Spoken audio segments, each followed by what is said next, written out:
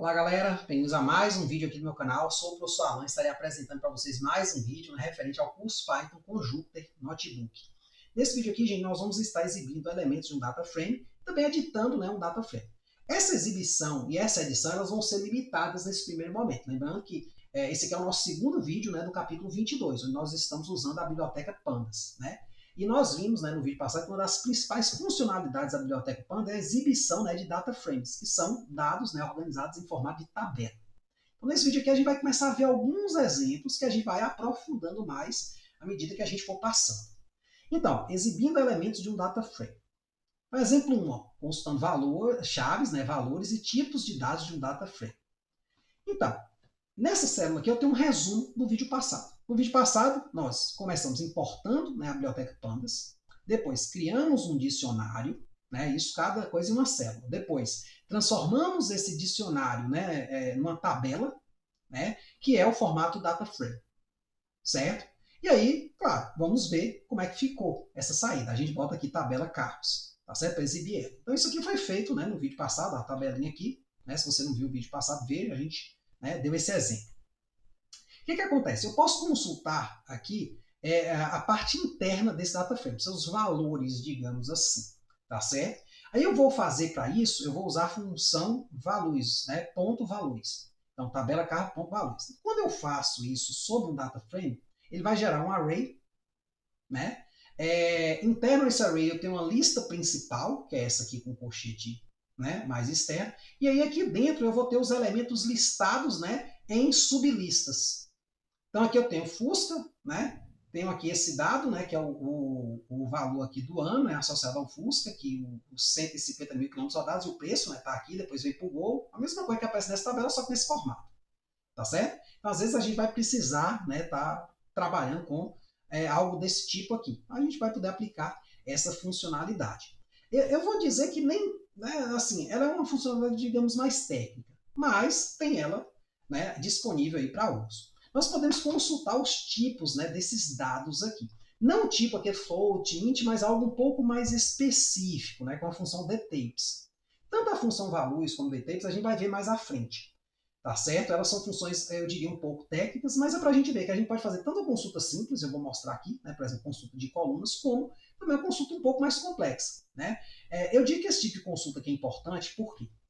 Porque a gente, às vezes, está trabalhando um código amplo, onde esse data frame vai sair de uma parte e vai ir para outra. Então a gente tem que entender bem esses tipos para a gente saber tratar esses dados. Porque se sai aqui no 64, mas espera um outro formato de dado, isso aí pode dar problema. Então é importante você saber da existência dessas funções.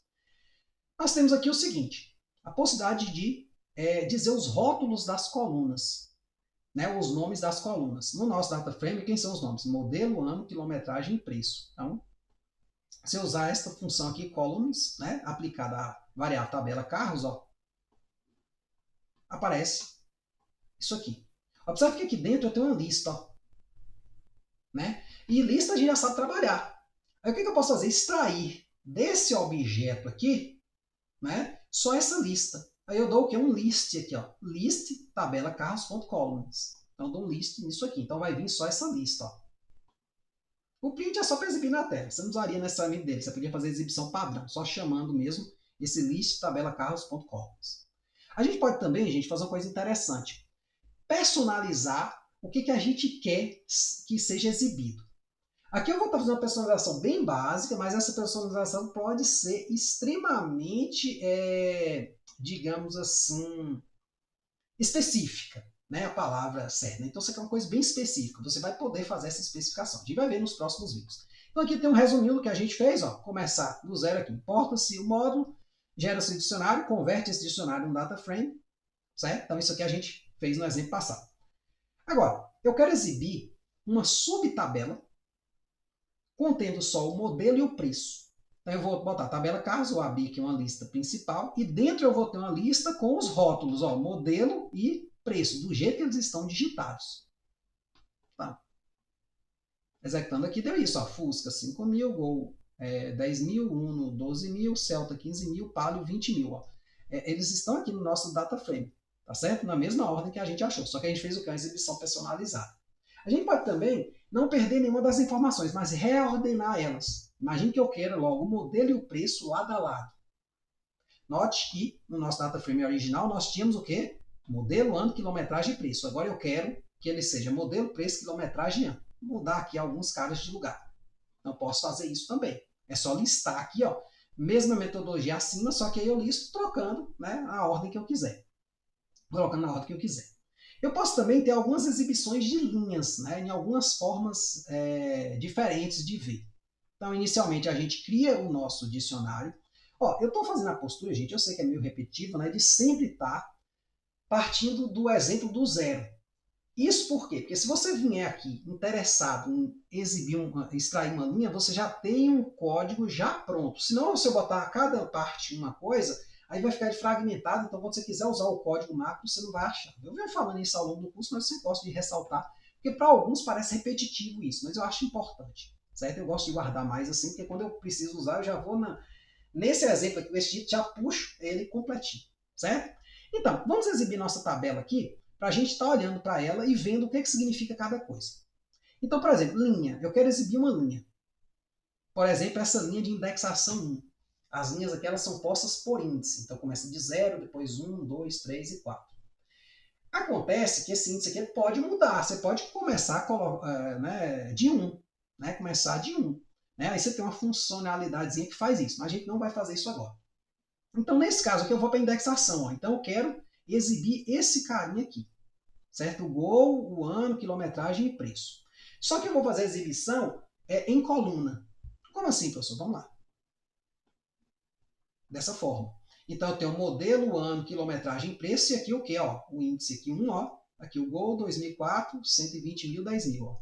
2004, 120 mil, 10 mil. Certo? Então, tem uma visualização dessa forma.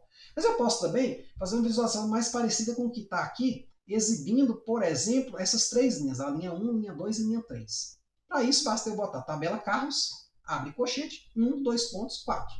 Muito parecido com o que a gente faz numa lista. Né? E observe que é tão parecido que esse 4 aqui, ó, ele não vai entrar na indexação final aqui de saída. Ó. Né? Em lista acontece a mesma coisa. Você bota lá 2 pontos 10, então vai só do 2 até o 9.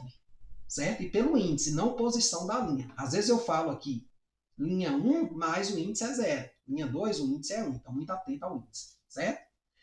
A gente pode filtrar, né, pode exibir os índices, né, de um data frame. Nesse caso aqui desse data frame, eu observo rapidamente que ele tem o quê? 5 índices. Certo? Só que se eu tiver uma quantidade de dados muito grande, eu não vou abrir e contar tudo. Eu posso fazer essa contagem só aqui no Jupyter. Lembrando que, às vezes, a gente abre um arquivo que vai lá, olha como é que ele está, mas não é a postura correta. Só quando a gente tem dúvida mesmo. Certo? Que a gente vai lá e abre ele. Muitas vezes a gente não consegue nem acessar a informação dele diretamente. Né? Então, aqui nós temos a funcionalidade de ver a quantidade de índices que tem. Então, começa em 0 e termina em 5. Aí, professor, mas está 4 aqui. Por que 5? Porque, novamente, o último é descartado. Isso aqui é uma metodologia que sempre vem ocorrendo. A gente pode também filtrar por linha. Né? Por exemplo, né, eu tenho aqui tabela carros, vou aplicar aqui a função filter, aí vai ser item 0, eixo 0. Então, nesse caso, ó, se eu compilar aqui, vai dar o quê? O índice 0 da minha tabela principal, está aqui, ó, Fusca 2.000, 150.000, 5.000. Ó. 2.000, 150.000, 5.000. Se eu botar aqui, mudar aqui para 1, ó. Vou para o Gol, ó. Mesma linha aqui, para 2. Vai ser quem? 1, ó. Tá certo? E aí você vai ver outras formas de constar também. Eu não vou aqui me alongar muito, porque a gente vai estar vendo isso bem especificamente, tá certo? Vamos dividir bastante, né? Dar bastante exemplo. A gente também pode editar um data frame. Imagine que esse cara aqui dessa concessionária queira acrescentar a cor dos carros. Se eu não me engano, acho que o exemplo é esse. Né? Acrescentando novas colunas de um data frame. Então, essas colunas acho que vai ser a cor. Né? Então, observe aqui o seguinte. Ou melhor, já está adicionado aqui. Certo? Vamos ver quais são as modificações. Então, aqui eu tenho um data frame com cor e também combustível. Né? Se ele é gasolina, se ele é flex, se ele é álcool. Né? Então, temos aqui. E aí vamos gerar, né, esse data frame. Uma certa modificação. Então o que acontece? Ó, aqui está o nosso data frame com mais elementos. Só que criando, né, outro data frame com os mesmos dados anteriores, mas com o novo atributo cor. né? Então perceba, né, que nós temos aqui o que acontece. Vamos executar aqui, né? Criei. Agora é o seguinte, vamos alterar isso aqui. Não é que eu vou acrescentar, né, um novo atributo, uma nova chave aqui, mas eu vou alterar as cores existentes. Imagine que alguém cadastrou lá e errou as cores, ou seja, o Fusca não é branco, o Gol não é prata, o Uno não é vermelho, o Celta não é azul e o Palio não é preto, né? Mas sim, eles têm essas cores aqui. Então eu vou fazer o quê? Eu vou pegar a coluna, né, das cores, olha só, branco, prata, vermelho, né, azul e preto, e vou repassar nesta ordem aqui, preto, azul, vermelho, quer dizer, preto, azul, vermelho, prata e branco. Ou seja, tem uma modificação em relação a isso aqui, certo? Agora vamos imprimir nossa nova tabela, ó.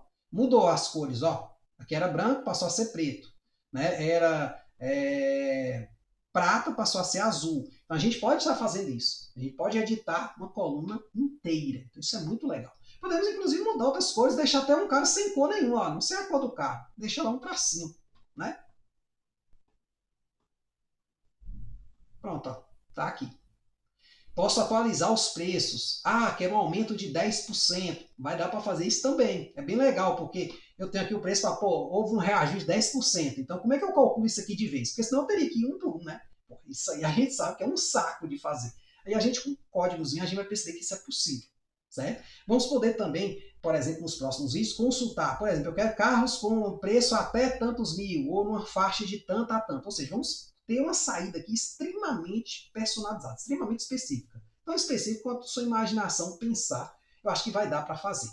Tá certo? Então é isso aí, gente. Eu espero que vocês tenham entendido, espero que tenham gostado. Muito obrigado. Até a próxima.